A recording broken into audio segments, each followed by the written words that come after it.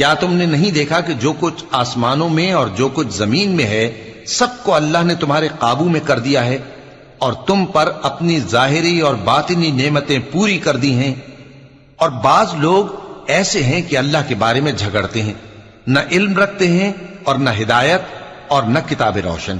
اور جب ان سے کہا جاتا ہے کہ جو کتاب اللہ نے نازل فرمائی ہے اس کی پیروی کرو، تو کہتے ہیں کہ ہم تو اسی کی پیروی کریں گے جس پر ہم نے اپنے باپ دادوں کو پایا۔